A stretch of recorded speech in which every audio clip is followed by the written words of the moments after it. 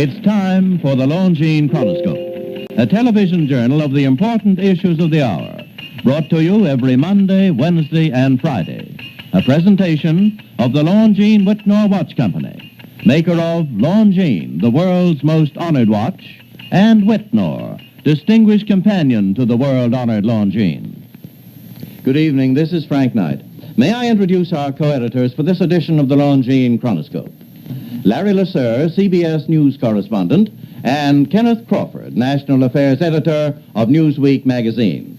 Our very distinguished guest for this evening is Admiral Richard E. Byrd.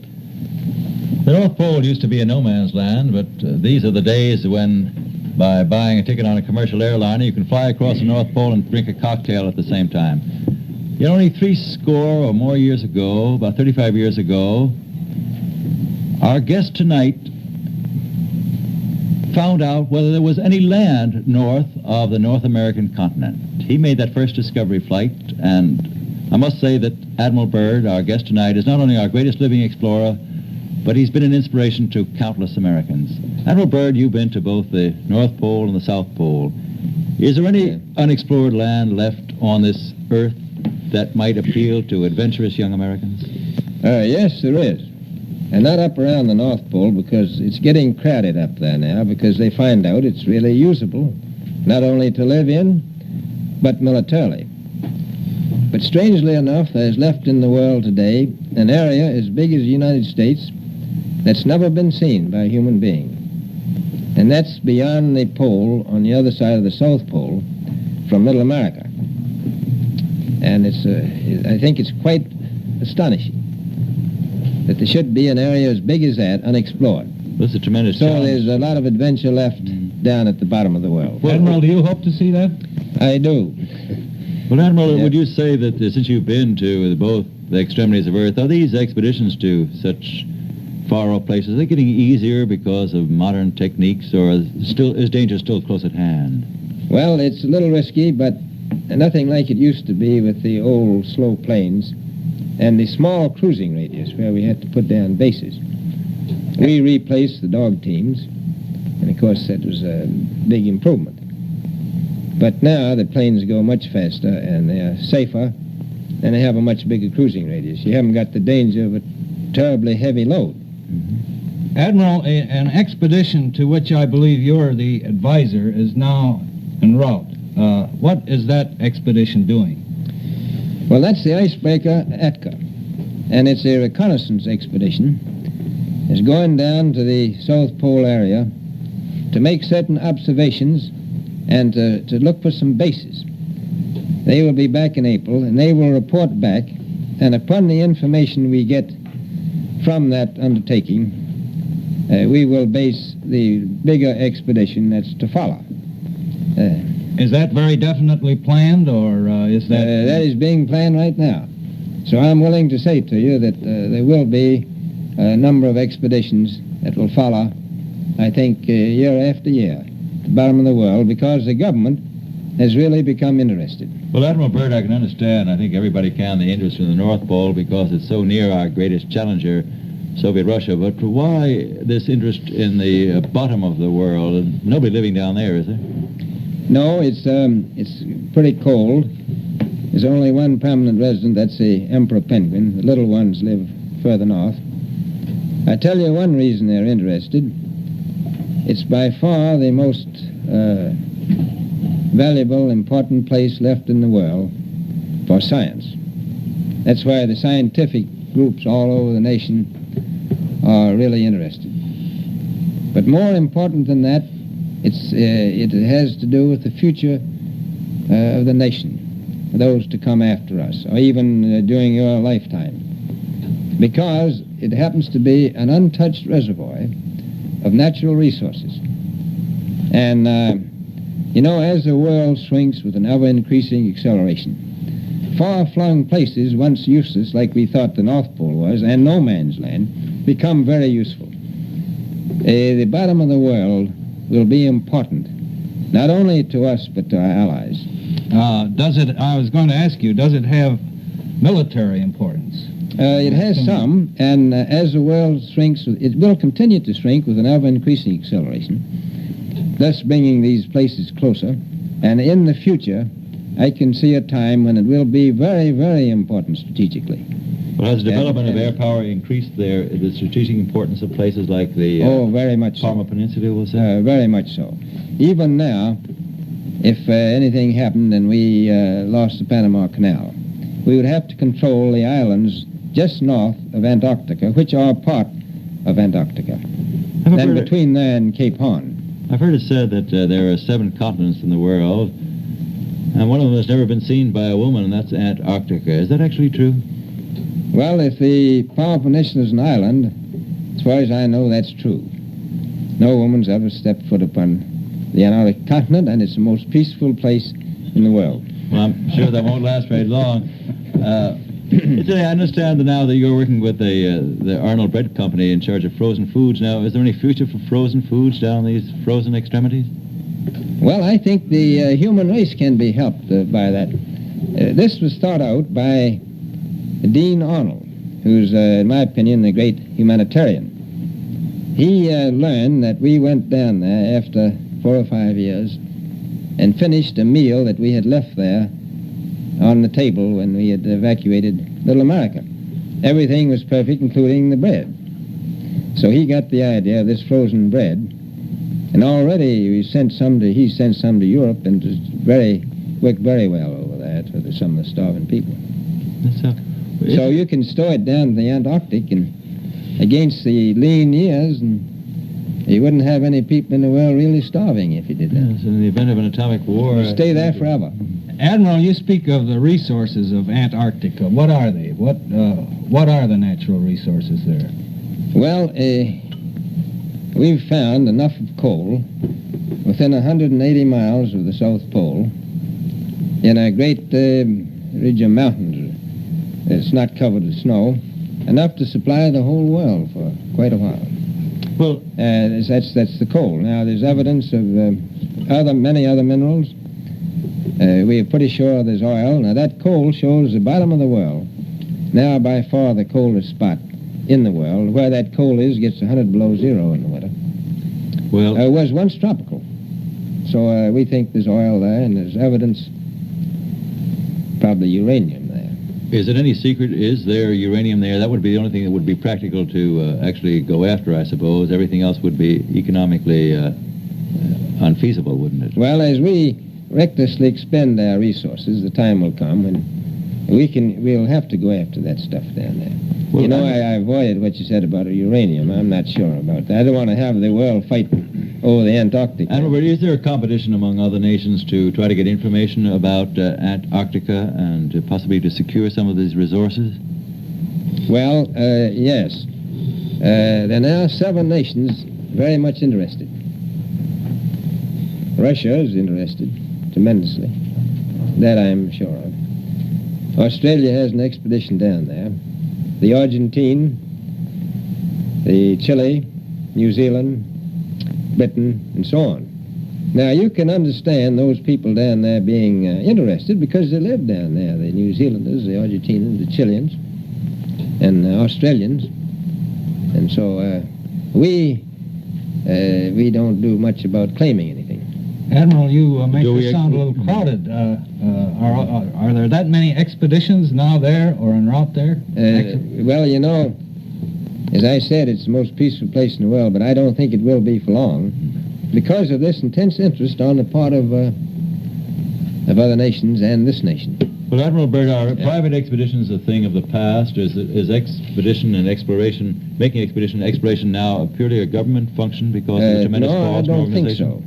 I think down south it may be more or less a thing of the past, but not other expeditions that go there. A lot of them go north now. This latest expedition now on the way is a government expedition, I take it. Yes, that's the government. However, may I ask you, is there a great difference between the top of the world and the bottom of the world? There is. Now, the North Pole is the center of an ocean 10,000 feet deep. The South Pole, the center of a plateau, 10,000 feet high. The North Polar Sea is surrounded by continents slightly frozen. The Antarctic continent is surrounded by a belt of ice frozen seas of at least 1,200 miles thick. Now, the south is a plateau. It gets, in some places, 14,000 feet up. I've been over areas about 13,000, and it's a little bit chilly up there. So there's that big difference between the top and bottom of the world. The north really isn't very cold up there on the Arctic Ocean. Not compared to the south.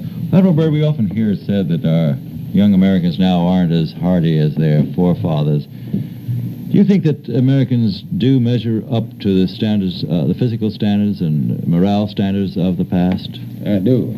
I don't believe that. I think they're just as hardy. Well, what would you say was the most valuable factor on an expedition? Is it morale, or physical courage, or is it sheer equipment? Well, I've always thought that loyalty was by far the most important trait. The British told me that when I first went down in 28 that I couldn't possibly get through the winter night without a mutiny if I took more than 20 men. But to serve science, I had to take 42 men. Then I took 56 the next time, and so on. So, and I did find that loyalty was the most important thing during the winter night when it's very hard on your nerves. I think that's best trait. Well, that's a very valuable characteristic at any time. Well, thank you very much, Admiral Byrd. It's been a great pleasure to have you here tonight. It's a pleasure to be with you. Yes. The opinions expressed on the Longines Chronoscope were those of the speakers. The editorial board for this edition of the Longines Chronoscope was Larry Lasser and Kenneth Crawford. Our distinguished guest was Admiral Richard E. Byrd.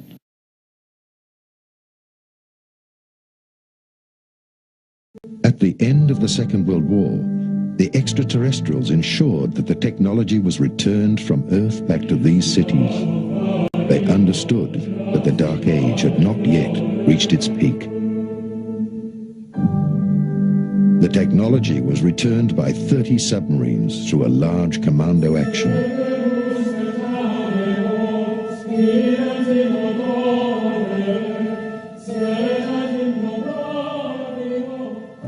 Okay, let's pick up the scenario. We were originally talking about the spiriting out of the two spacecraft out of Berlin before the Allies arrived. We said that they were put aboard two submarines. They spent 6 months at sea, and they finally landed in Argentina. Now, from that point, they were taken into Antarctica, into a section of Antarctica called Queen's Maud's Land. And there they disappeared, and they were not heard of for some time. Now, intelligence sources, and of course I was in the intelligence business at that time with the agency, reports indicated that they were in there and they were operative once again. Now, there was a major concern by world powers to go in and capture the technology and the two spacecraft which they knew were in Antarctica. And the intelligence reports indicated that one known as Admiral Byrd was to be recommissioned, and he was to be sent in there to retrieve the two saucers and also the technology and personnel associated with it. Later reports indicated that Admiral Byrd was given 8 months and unlimited funding to go in and pull this thing successfully off. But we also know that within 8 weeks he was totally defeated. Now, the supposition at that point was that there was an advanced civilization and technology, most probably alien. There were with the Third Reich and the SS who was in Antarctica, and that those great and developed technologies were used to defeat Admiral Byrd. And, of course, as it turns out, even to date, they're still there. We never did successfully get them. The stories that I've uncovered about the inner Earth is that very early on in the history of the Third Reich, the Nazi elite, and especially Hitler, were trying to establish contact with a civilization living in the inner Earth, which was considered an Aryan civilization of a lot more advanced nature than their brothers, lost brothers living on the surface of the planet. Carries the name of the former capital of that civilization, someplace around present-day Greenland, before the previous polar shifts and before Greenland became under ice. 2 expeditions were made in the late 30s, early 40s, one attempting to enter the North polar water opening with a submarine, which proved unsuccessful. A second attempt was made to enter the land opening on the South Pole with an anti-gravity cigar-shaped device, basically a small prototype probably of the giant Andromeda space station that was developed later on by the SS, and it proved successful. The most interesting story is the one that I heard by an American living in Florida who claims to have spent 2 months in the city of New Berlin. This is a city that was developed into the inner earth, and a part of the Germans from the South Polar colony were admitted by the inner earthlings and were allowed to build that city there. Very strict admission procedures, no previous SS members, no previous concentration camp guards and so on were admitted. The rumor is that the present-day city of New Berlin is about 2 million people of population, that they have built there most of the buildings that Hitler's personal architect, Spee, was planning to build. They're traveling on Icelandic passports. They are basically the new master race that is probably planned by the Illuminati to repopulate the planet. And there is even a rumor that there is a New Berlin embassy in Washington on an unmarked floor of a high-rise building. You probably punch a code on the elevator buttons, and when the elevator stops on that floor and the doors open, you see the sign of New Berlin in the lobby. The kids of the New Berliners study in major institutions around the globe, Harvard, Oxford, Cambridge, Yale, and basically it is not a Nazi colony that is established in the hollow earth as an enemy of the present-day American and English Illuminati secret government. On the contrary, it is just basically the other side of the same coin. Some would even coin the new word, the Illuminati presence on the planet, that basically the World War II Nazis and the present-day Illuminatis in America are nothing more than the two sides of the same Illuminati coin. So basically, this is a colony, a presence in the hollow earth that has been established with a shoulder-to-shoulder cooperation of the Russians and Americans, organized, orchestrated, and performed through the quiet cooperation of the Illuminati government. After World War II, a military expedition under Admiral Byrd tried to recover the vanished technology. The extraterrestrials let him enter the inner Earth to the Golden City. They delivered a request message for disarmament to the government of the United States. Admiral Byrd had to remain silent until his death, but after he died, his nephew published his diary. And by Scott's Lawn Care Products. With Scott's... Greetings and welcome to the American Experience. I'm David McCullough. He was one of the last great explorers, an authentic trailblazer and ticker tape parade hero like his friend Lindbergh. Everyone knew about Admiral Richard Byrd in much the way that in another generation everyone knew about John Glenn. The handsome admiral's expeditions to the North and South Poles held the nation spellbound and sold lots of newspapers and books. And no wonder. It was true high adventure, combining the advances of science and extraordinary daring do in settings almost unimaginably far away, strange and breathtaking. This is the sort of account he himself wrote. It could set pulses pounding then. It still does. As the skis of the plane left the snow, I saw my shipmates on the ground jumping, shouting, throwing their hats in the air, wild with the joy that we were off to the South Pole. Snow-covered peaks 100 miles away glittered like fire in the sun's reflection. What we faced far surpassed the demands of a simple flight of 800 miles to the pole. We would fly over a barren, rolling surface, then climb a mountain rampart, and continue across a 10,000-foot plateau. Before us, beyond the great mountains, lay uncertainty. But then uncertainty lay at the heart of everything undertaken by this fiercely determined man. He was of no more than average height, with blue eyes and a splendid physique. At age 40, he could still chin himself with one arm. That he was more complex than he appeared comes as no surprise. It only makes his story all the more interesting. Alone on the Ice, by producer Nancy Porter.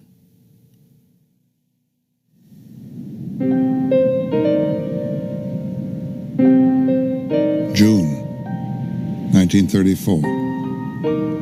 Explorer Richard Byrd lay dying at the bottom of the world. In his diary he wrote, "I see my whole life pass in review. I realize how I have failed to see that the simple, homely, unpretentious things of life are the most important." I think Dad was as well prepared as he could have been, but no one could have been prepared for that kind of experience. Being completely alone under the most difficult of circumstances. Huddled in a one-room hut, burrowed into the Antarctic ice, Byrd drifted in and out of delirium, but would not call for help. His whole persona had been of the person out on the cutting edge of adventure and the frontier who really didn't need any help. Dick Byrd did it alone. Dick Byrd was the great hero. Byrd was already a famous man. He had received 3 ticker tape parades as the first to fly to the North and the South Pole, and as one of the first to fly non-stop across the Atlantic. But his greatest achievement would be opening up the vast, unknown continent of Antarctica to science and modern exploration. He dared great things, and people who dare great things have many sides to them. He wanted to contribute to history and science, he wanted to make money, he wanted to become a hero, and which one won out depended on the circumstance. The heroic image that Byrd created would not survive intact. Like all great men, he was driven to succeed, and at some point, bound to fail.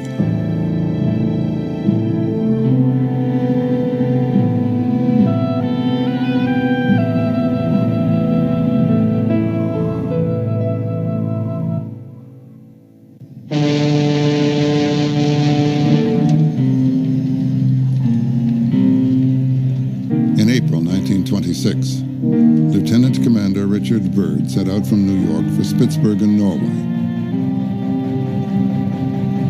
His ship carried 52 men and an airplane. He hoped to be the first to fly to the North Pole. Dick Byrd had to be first in anything he did. I think he felt always that it wasn't worth doing unless he was the first person to do it. I mean, this was in Dick Byrd's makeup.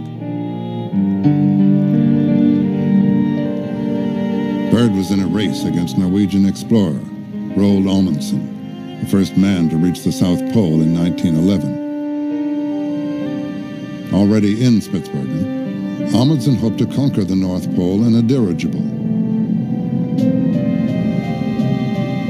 When Byrd arrived, he was upset to find a Norwegian boat blocking the pier. He ordered his crew to construct a makeshift raft out of lifeboats. I decided to take chance and get plane ashore somehow. We may be licked, but don't want to be licked waiting around and doing nothing. So in this incredible risky maneuver in which one cake of ice, one particularly dangerous wave could have knocked his airplane, his trimotor, into the water, Byrd does the riskiest thing he's done in his entire career because he was bound and determined that this was his time to make it to the North Pole. When Byrd's plane reached the shore, the Norwegians were impressed. "To your health and success," said Amundsen. "I wish you brilliant accomplishments," replied Byrd.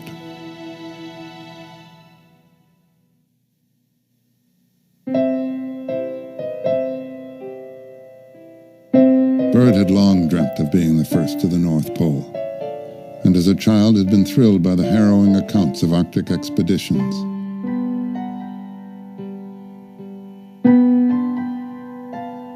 Born in 1888, Richard Byrd came from one of the first families of Virginia. Once wealthy landowners, the Byrds were wiped out by the Civil War.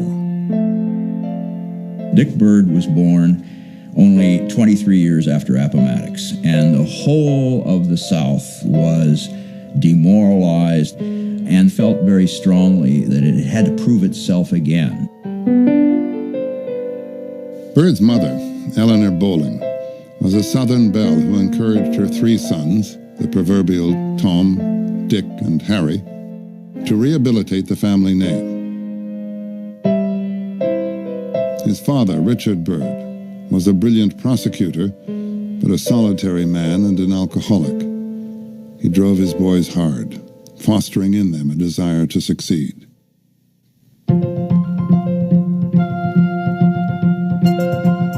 Dick was the most adventurous. Danger was all that thrilled him, his mother said.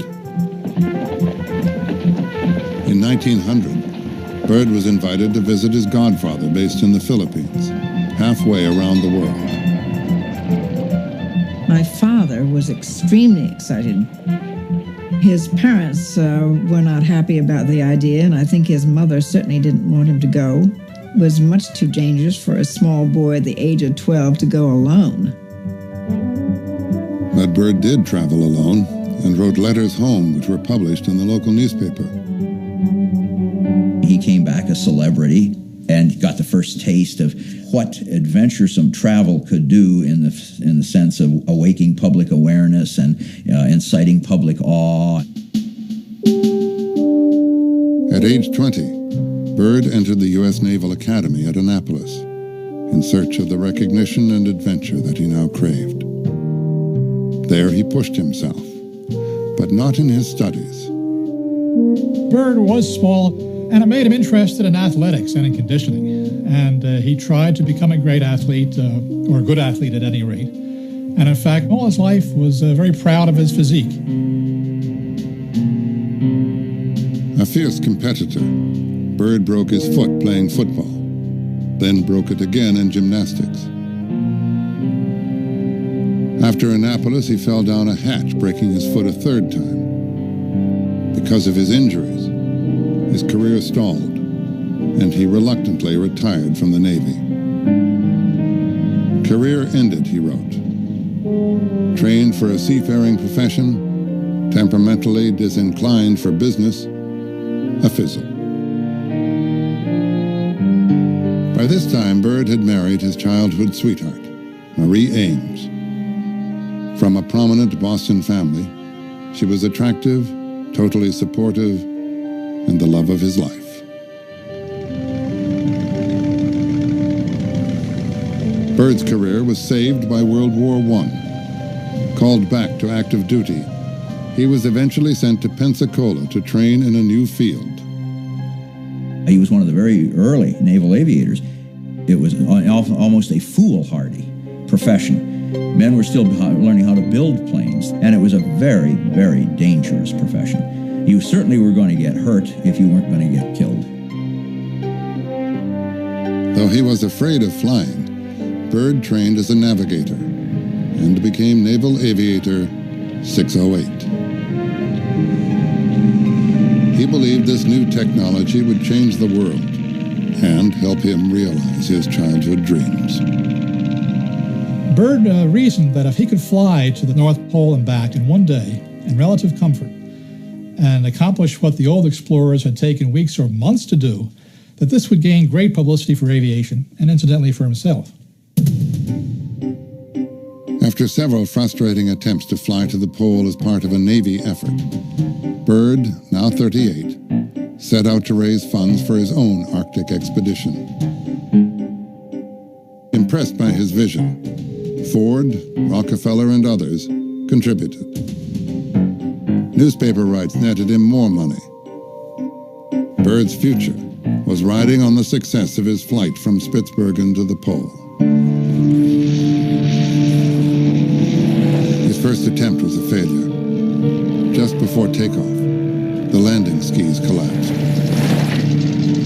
Byrd was in desperate need of help. It came from an unexpected source, Bernd Balken, a member of Amundsen's team. He was a flyer and a very good pilot, and he also was a very handy person. He could do practically anything with his two hands.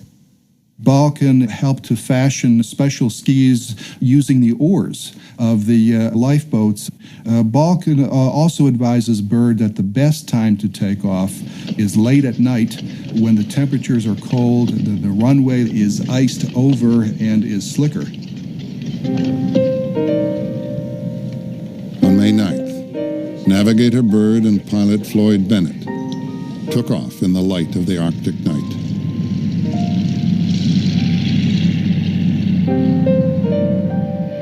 What happened next is still a matter of debate. According to Byrd, they discovered an oil leak 100 miles short of the pole, but kept going. After 8.5 hours, Byrd scribbled a note to Bennett. Radio that we have reached the pole and are now returning with one motor with bad oil leak, but expect to be able to make Spitsbergen.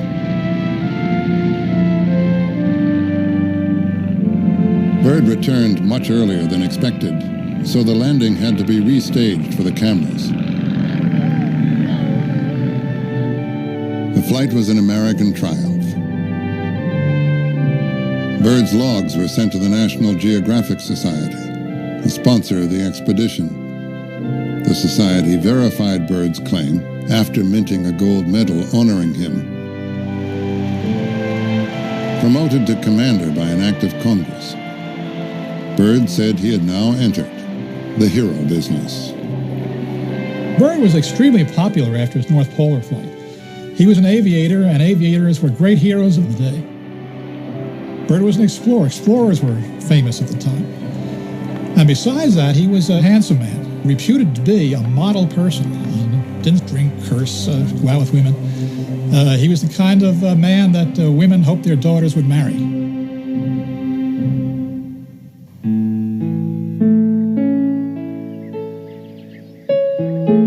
After the celebrations, Byrd went home to Boston.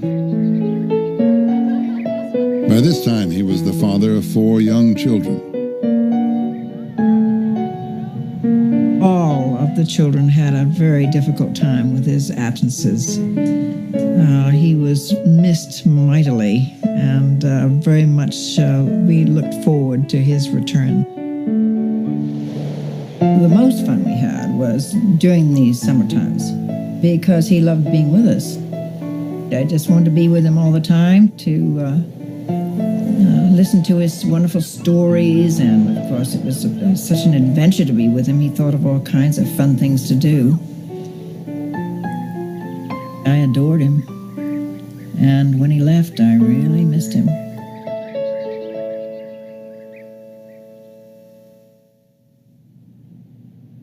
Soon after the North Pole flight, questions began to surface in the foreign press. Some reporters doubted whether he could have made the 1,500-mile journey to the pole and back in so short a time. They said that they had seen a plane on the horizon and couldn't believe it, because they hadn't expected the Josephine Ford to come back that quickly. And so one of the reporters at the time, an aviation reporter for the Norwegian paper Aftenposten, questioned it right away. Others doubted Byrd in private. That summer, Bernd Balken and the North Pole pilot Floyd Bennett took the Josephine Ford on a cross-country promotional tour. Bernd, as always, kept a very careful log, and he realized that the plane wasn't as fast as it was supposed to be. And he knew that something was wrong, that it couldn't have reached the North Pole. And finally he asked Bennett. And Bennett definitely told Bernd Balken that they had not reached it. Balken kept this story to himself. Clearly, staying on Byrd's good side was a smart move for an ambitious young pilot. But doubts about the flight persist. Did Byrd fall short of the pole? And if so, by how much, and did he know it? The flight diary doesn't resolve the question. Was Byrd's career as an explorer launched on a lie?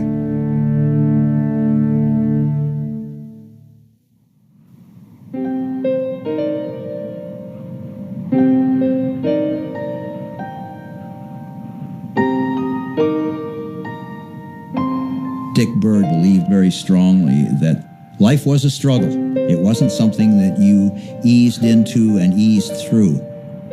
One became a hero through repeated search for transcendent challenges. And the supreme arena for surmounting them was Antarctica. 1 year after the North Pole flight, Byrd announced his next exploit. He planned to be the first man ever to fly over the South Pole. Operating out of a suite in the Hotel Biltmore, Byrd began organizing the most ambitious polar expedition ever undertaken. I was studying at Harvard College one night, and the door opened and in came the Boston Transcript, the evening paper of the city. And there, with banner headlines, it said, "Byrd to the South Pole." I read it, and at that moment I decided I wanted to go. Norman Vaughan was among the 10,000 who volunteered. Byrd wanted men with spirit, of mind and courage, and Vaughan fit the bill. Byrd was also counting on the donation of goods and services, and on raising over $500,000 in cash. At that time, Antarctic expeditions weren't financed by the government. They were solely financed by the people running the expeditions. So Byrd had to raise all the money for his expedition himself. And Byrd made himself a show business property. Byrd signed up with a lecture bureau, arranged a book deal, sold syndication rights to the New York Times, and the film rights to Paramount Pictures, which assigned 2 cameramen to the expedition. Contributions came in from philanthropists, business leaders, and even school children. Edsel Ford donated an airplane.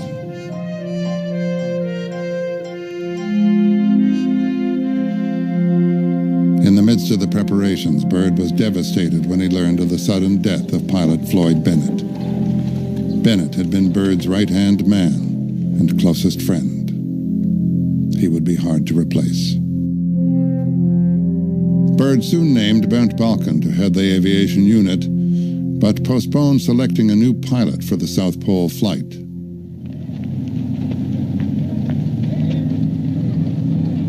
The Byrd Antarctic expedition was ready to go in the fall of 1928.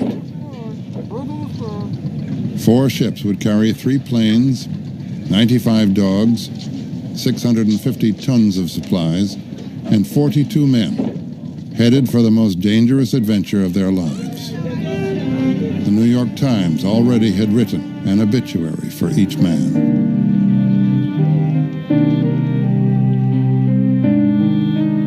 Antarctica is a very inhospitable place. I think it's something like Mars. It's as close to another planet as we can get on Earth. It's the driest place on Earth, the coldest, the windiest. There are no plants there. It's desolate, desolate with a capital D, and dangerous. Antarctica has killed men. They've fallen off mountains, fallen to the sea and drowned, froze to death, gone mad. It's a terrible place to live. Traveling through the Panama Canal, across the Pacific, and down past New Zealand, the expedition took 2 months to reach Antarctica.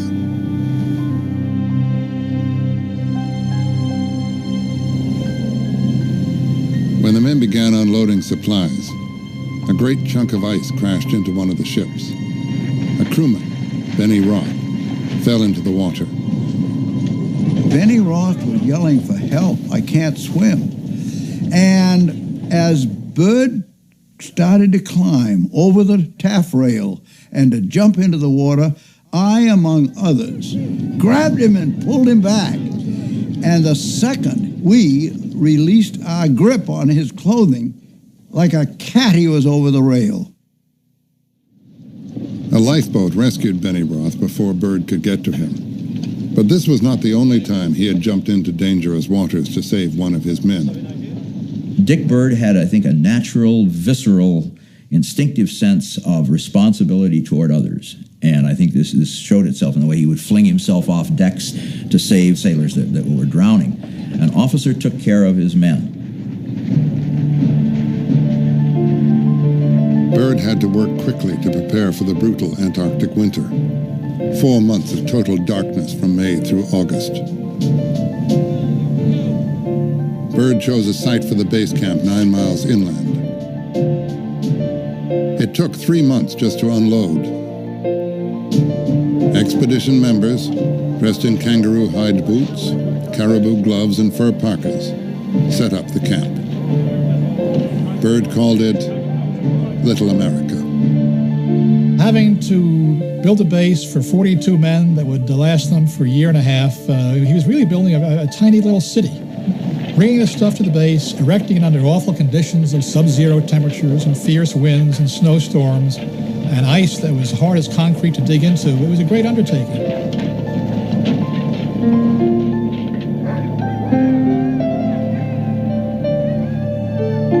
Even before Little America was finished, the ships had to leave Antarctica before the ice pack froze them in.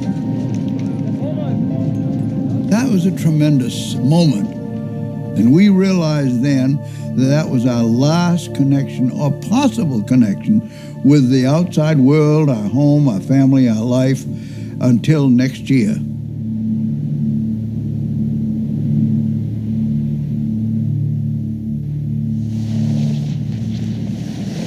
Alone on the ice, Byrd and his men pushed to get work done before winter set in. The South Pole flight was still 9 months away, and though it was his primary goal, Byrd had also pledged to conduct scientific research. Antarctica was virgin territory for scientists. Glaciologists had to study how much ice was there and how it moved. The weathermen had to study the air patterns. The geologists had to study the rocks down there. So gathering scientific knowledge about Antarctica was very important at the time. But Byrd's personal passion lay in discovering uncharted territory and in being the one to claim it for the United States. From the air, he was able to map huge areas and make headlines back home. A New York Times reporter was on the expedition. Russell Owen had to send his reports to the Times through the radio operators, who would send it by Morse code back to New York. Byrd had left standing orders with the operators to give him these reports so he could look them over before they were sent. And he often penciled in things that he wanted, penciled out things he didn't want.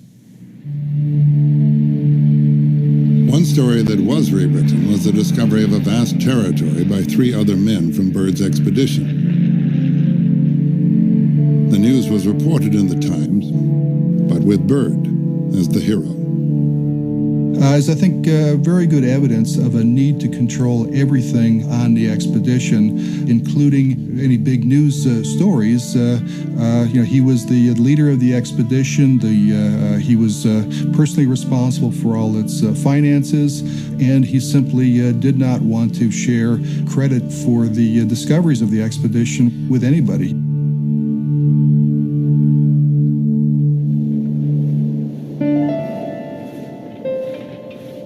The winter night brought an end to exploration. The planes were stored in igloo hangars, and the dogs boarded in icy kennels. The perpetual darkness and temperatures as low as 72 degrees below zero drove the men into an underground existence. Well, you felt quite trapped. You're in one building with tunnels connecting to another building. The living space was as cramped as it could be. In the house where I was, it was very small quarters and 2-tier bunks on 4 walls and just a stove, and that's all there was in that room. As a precaution against fumes and asphyxiation, they turned off their stoves at night. The men lived mostly on frozen provisions, supplemented by whale and seal meat. They spent the winter preparing for the spring expeditions and dealt with the monotony by playing games, watching movies, and performing skits for each other. Whatever face Byrd put on for the men, he felt very alone and depended on his wife for moral support. Darling, Marie wrote, I am wondering if the time will ever come when we can be like human beings and have a real home. Glory and fame may be all right, but we have certainly paid well for them. My mother was a very exceptional woman. It must have been extremely difficult for her to carry on alone with the responsibilities of the family and home. Dear Daddy, I love you very much. I wish you would be home more. I think I would get along much better in school if you were here. Dickie.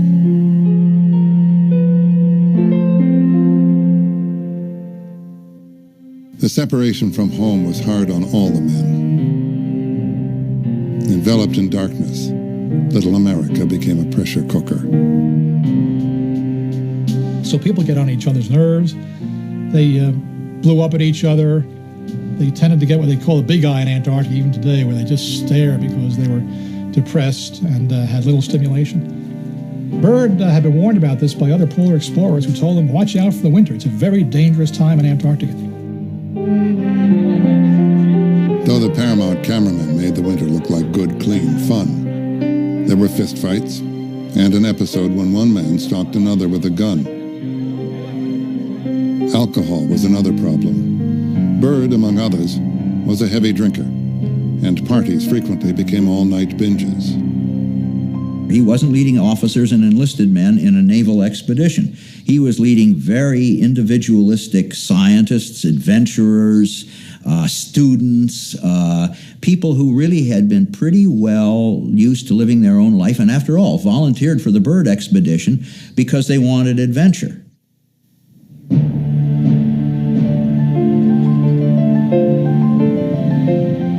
Finally, in August, the sun returned to Antarctica. The men began to prepare for the flight to the South Pole. But Byrd had not yet revealed who would be the pilot. The secrecy caused tension and upset Bernd Balken. It bothered Bernd that Byrd had a closed personality. He would take people to the side and talk to one-on-one instead of talking to everybody. If he had a problem or if he wanted something specific done, he should have addressed the whole group of them. Though there was tension between the two men, they needed each other. Byrd depended on Balken's superior skill as a pilot, and Balken wanted to share in the glory of another polar first. Finally, Byrd told Balken, "You will fly to the South Pole with me."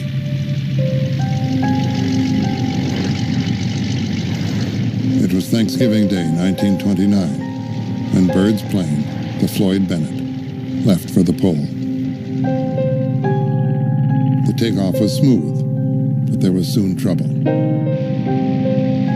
The plane was too heavy to get over the high mountain range on the edge of the polar plateau. Balken and Byrd were forced to dump their emergency food supplies. But still, the plane could not get high enough. They were heading directly for a mountain peak. An experienced pilot that he was, Bernd Balken knew there was a cold mass of air pouring over the polar plateau, and there was probably an updraft somewhere, if he could find it. So he flew over to a mountain wall, and lo and behold, there was an updraft there. He got just enough of an updraft to boost the plane high enough to get over the peak. They flew over the mountain, and they were home safe.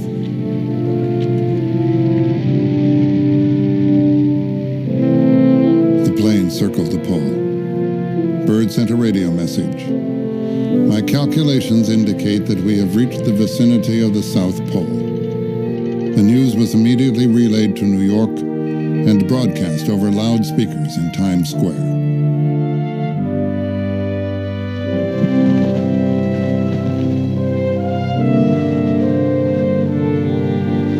expedition had been a remarkable achievement. After 14 months on the ice, Byrd and his men headed home.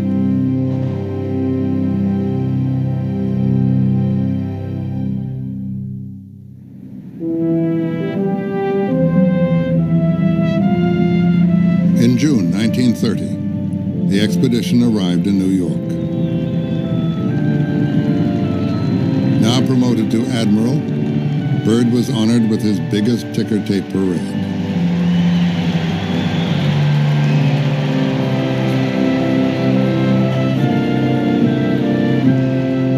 But there was no time for a break. Byrd was secretly planning another expedition and had to cash in on the last one. He published a book, Little America, a self-promoting account of his 2 years in Antarctica, and supervised the editing of the Paramount film in his home.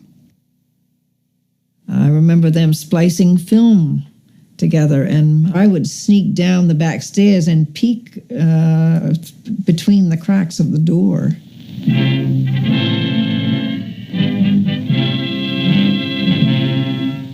This documentary won the Academy Award for Best Photography. It was a terrible documentary, though, I must say that. It didn't really fit the history correct. It was made to show Byrd as a great hero and to wring tears and sweat from the audience. It wasn't really historically true. Not everyone fell for it. A few New York sophisticates, as Byrd called them, thought that the all-American image was wearing thin. But to most Americans, Byrd was still a hero, though the relentless schedule of public appearances was a trial for such a private man. What a pity it is that I have to keep a stiff upper lip and go through all kinds of stuff when I ought to be out in the woods, away from everybody. In 1931, Byrd announced a second expedition to Antarctica to map more territory and conduct scientific research. He would also have to come up with another spectacular and dangerous exploit to top his South Pole flight. So he keeps this momentum of movement and of action and of achievement going. He's really almost a guy on a treadmill. But times had changed. The country was mired in the Great Depression, and money was scarce. Byrd had to market himself aggressively to attract contributions and supplies for the expedition.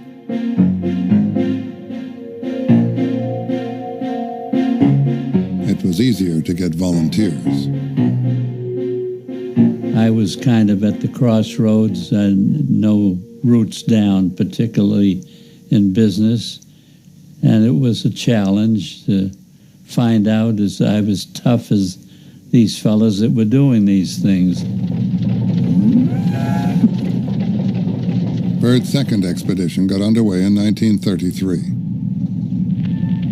From the beginning, it was a media event. Byrd made a deal with CBS to produce weekly broadcasts from Antarctica. General Foods was a sponsor, and Grape Nuts, the official cereal of the expedition. The first of over 60 scripted broadcasts was made from the ship on the way down. Stand by all Americans, for now we are attempting the most spectacular feat in the annals of radio. A two-way broadcast from and to the Byrd expedition, now in mid-Pacific on its way to the Antarctic. Good evening, my friends of the Columbia and General Foods. We confidently believe that in that lost world, aviation will find something of real value to humanity. What we seek lies deep in Antarctica, the lost refuge of mystery and the unknown.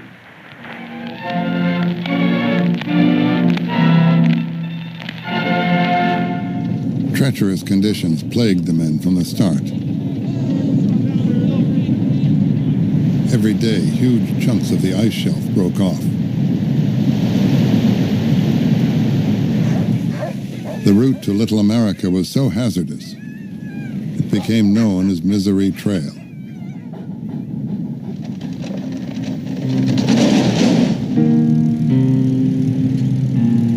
The dangers facing the expedition were featured in press reports sent home.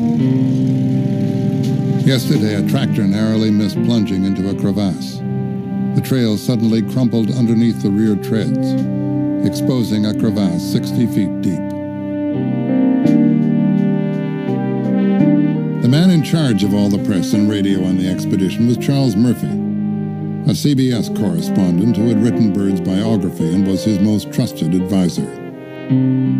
Charles Murphy is very media astute. This is a man who, even before Byrd's expedition, was involved in cultivating Byrd's image as a hero, and he was very much concerned that that image be maintained. For 2 years, Byrd had been planning a dramatic event. No one had ever spent a winter in the interior of Antarctica. Byrd would build a remote weather station far south of Little America where 2 or 3 men could live and conduct meteorological research during the long winter night. But secretly, Byrd had been thinking about going alone. Now, difficult conditions caused delays and sealed his fate. Byrd would go out to the weather station, advance base, by himself, with cold, darkness, and solitude his only companions. Byrd confided to Murphy that he had no other choice. Impossible to move out enough equipment for 3 men. To take another, he said, would incur the almost inescapable suspicion of homosexuality. To do it alone, he felt wise and proper. When Byrd announced his decision to the camp, many were opposed. I said to him bluntly, Admiral, there are 56 men here on the ice. 55 of us are better equipped to go out to that base than you are. You're needed here. And he laughed and he said, well, I wouldn't ask anyone to do something that I wouldn't do myself. It has interested me how well a man could stand solitude. Also, I have had a lot of expeditions and have had to put up with things, and with men especially, that have robbed them of satisfaction. This will be without those disadvantages. In going to advanced base, I think Dick Byrd had run out of ideas and what to do in terms of aviation. So he really needed something, I think, spectacular as a means of effectively putting him before the public as this intrepid polar explorer and unique individual. Before he left, Byrd instructed his men not to attempt a rescue before the return of full daylight in 6 months.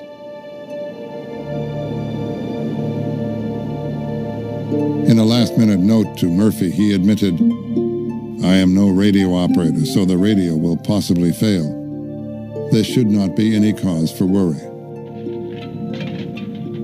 Once the crew completed building the 9 by 13-foot hut, Byrd was flown to the base 123 miles south of Little America and left alone. March 28th. They have gone at last. For over 200 days, I'll see no human being or any living thing. The winter night is near. The temperature is bitter, from 40 to 60 below.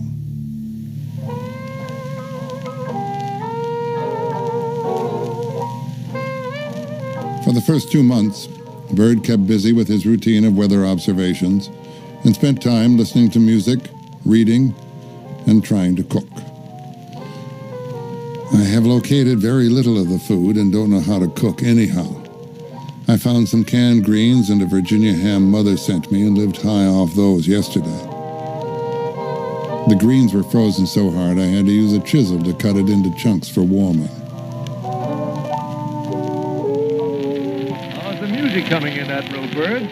Are you and your men enjoying Back it? at Little America, the men tried to keep busy throughout the winter night. Their weekly radio programs provided comic relief. It was Murphy's job to write the scripts and to cajole the men into performing. Favorite grape nut. Hello, America. Byrd expedition calling from Little America. Temperature tonight, 59 below.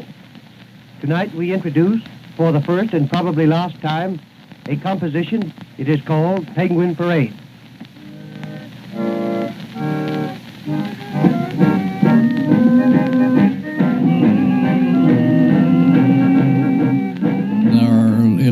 famous singing group was the Knights of the Grey Underwear. Dr. Gil Morgan, our seismologist, was our organist, and I sang tenor. It was more as an amusement, but I do believe, based on reports from home, that I think people really did look forward to that program every week. These Saturday nights when they had the broadcast from Little America, Mother would wake us up, take us down to Dad's big bed. It's a great big Italian bed, and I can remember the static and listening to the broadcast down there. They were very exciting.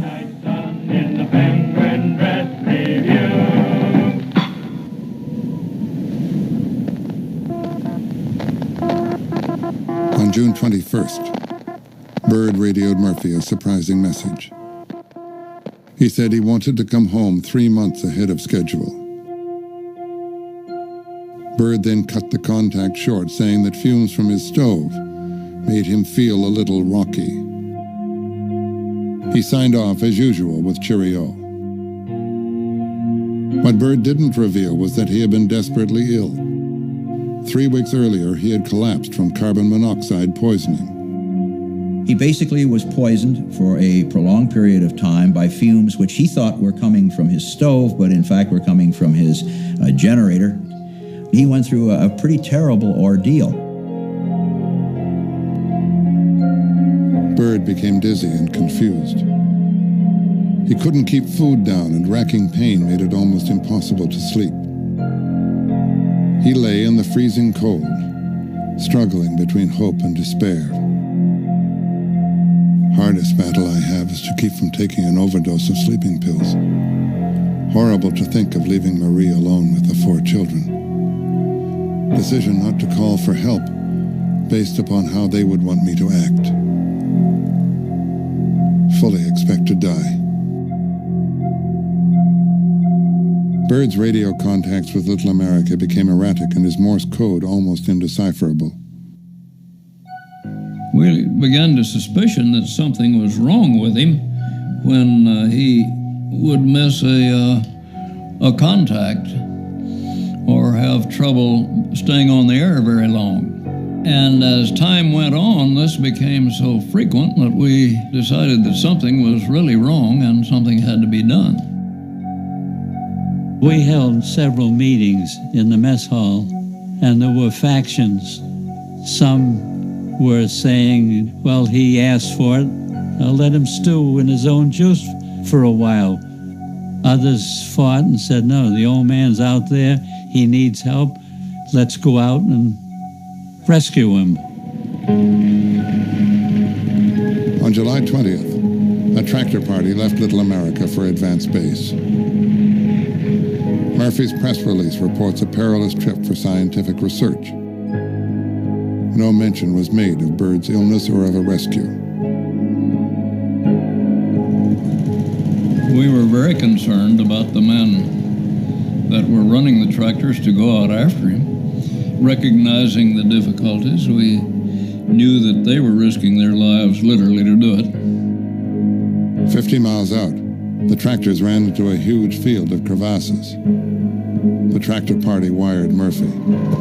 Unable to locate trail around crevassed area, many flags completely covered under snow, inadvisable to proceed. Murphy instructed them to come back.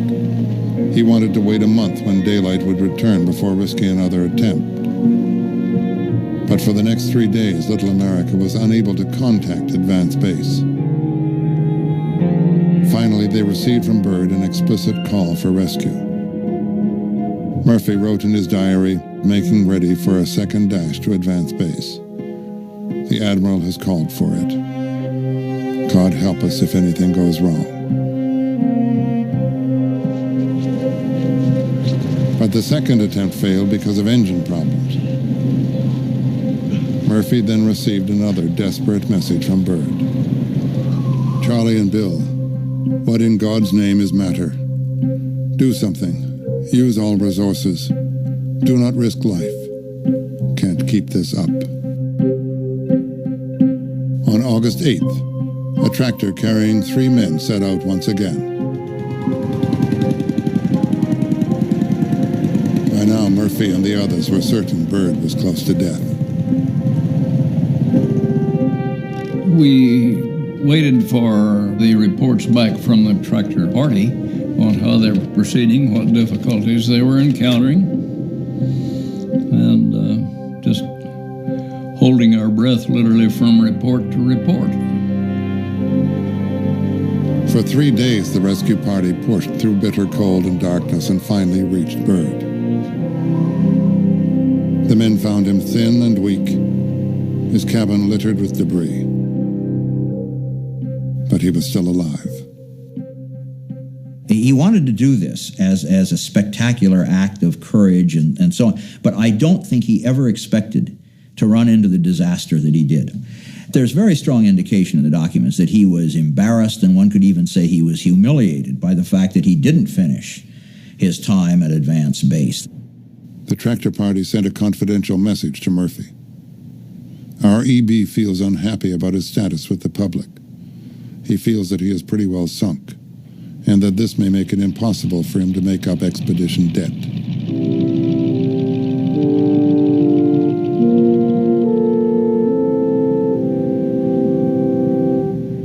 Six months after Byrd's rescue, the expedition headed home. Byrd had claimed more land and conducted important scientific research, but privately, he felt he had failed. He was 47 years old. Here was a man whom I had last seen, straight-backed, black-haired man. And here he was coming down the gangplank, holding on to both sides of it, stooped, with some of his hair having turned gray.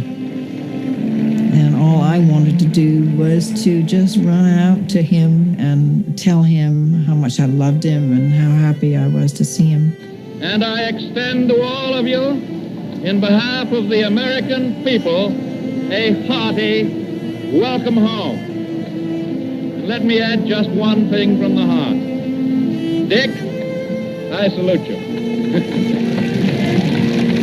After all the speeches were over, the crowds broke through the ropes, and I can remember that I just rushed right through and up to Dad. And he turned to me and he said, "Not here, dear, later when we're alone." And I was crushed.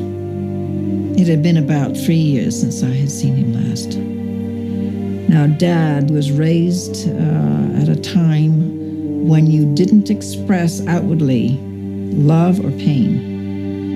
He may have been crying inside as much as I was, but you didn't do that in public. 3 years later, Byrd published Alone, an heroic version of his isolation and adventure. It became a bestseller. The book was meant to pave the way for Byrd's next expedition. But within a short time, polar exploration would be in the hands of the U.S. government. Eventually, Byrd was needed only as a figurehead. He was trapped in his own self-image of the intrepid polar explorer who overcame great odds and who had to go back time and time and time again to find new trials and new tests of strength.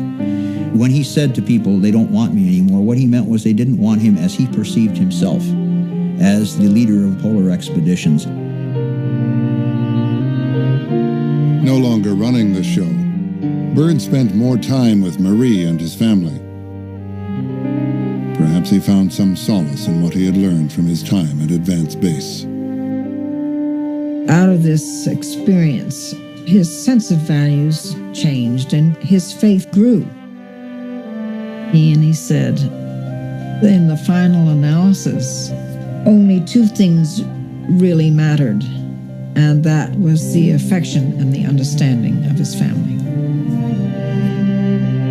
Byrd made his last trip to the ice in 1955. 2 years later, the man who introduced America and generations of scientists to Antarctica died of heart failure at the age of 68. Byrd's statue at Arlington National Cemetery immortalizes the heroic persona that he spent his life creating. But that image would be tarnished. In 1971, Bernd Walken went public with his claim that years earlier, pilot Floyd Bennett had told him that Byrd had not reached the North Pole. Whatever the truth, the claim cast a shadow over the legacy of the last great polar explorer. In an editorial after Byrd's death, the New York Times wrote, "Such men are not easy characters. They burn with a bright flame. They go on their way alone, partly because they stand on a narrow summit."